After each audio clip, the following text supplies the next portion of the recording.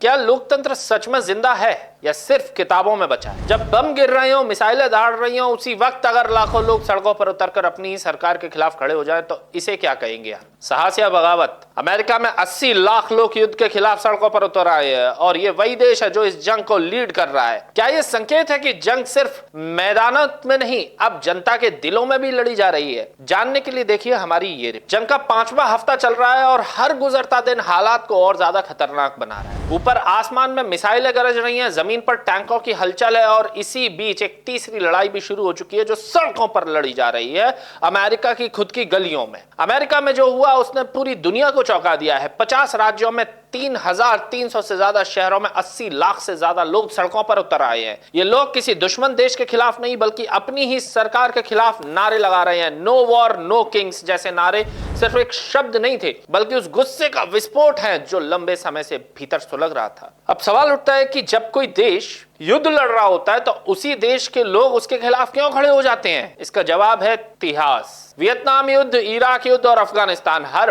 बार शुरुआत में सरकारों को समर्थन मिला, लेकिन जैसे जैसे सच्चाई सामने आई जनता ने मोर्चा खोल दिया।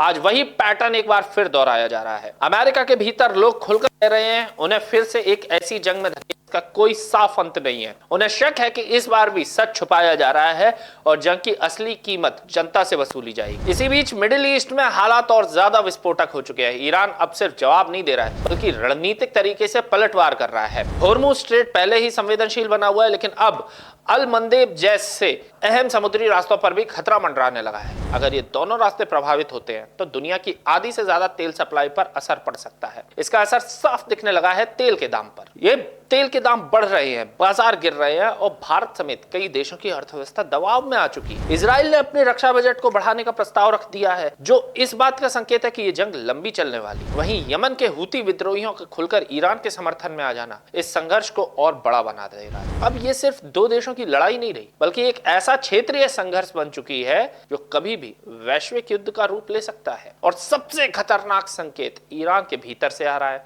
जहां परमाणु विकल्प पर चर्चा तेज हो गई है। अगर यह रास्ता चुना गया तो यह जंग सिर्फ सीमाओं तक सीमित नहीं रहेगी बल्कि पूरी मानवता के लिए खतरा बनेगी। इस संभावना ने दुनिया की बड़ी ताकतों को और ज्यादा चिंता में डाल दिया है, लेकिन इस अंधेरे के बीच एक उम्मीद की किरण भी है, जनता की आवाज। अमेरिका के लोग सड़कों पर है, इजराइल में भी विरोध देखने को मिल रहा है और आम नागरिक सवाल पूछ रहे हैं कि क्या ये युद्ध वाकई जरूरी है, क्योंकि असली ताकत हथियारों में नहीं बल्कि जनता में होती है। अगर जनता चुप हो जाए तो लोकतंत्र खत्म हो जाता है, लेकिन अगर जनता खड़ी हो जाए तो सबसे मजबूत सरकार भी झुकने पर मजबूर हो जाती है। अब सबसे बड़ा सवाल यही बचता है कि क्या ये विरोध इस जंग को रोक पाएगा या फिर ये सिर्फ इतिहास का एक और अध्याय बनकर रह जाएगा। एक ऐसा अध्याय जहां लिखा होगा कि जब दुनिया जल रही थी तब लोग सड़कों पर थे लेकिन फैसले कहीं और लिए जा रहे थे। तो आज की रिपोर्ट में इतना ही।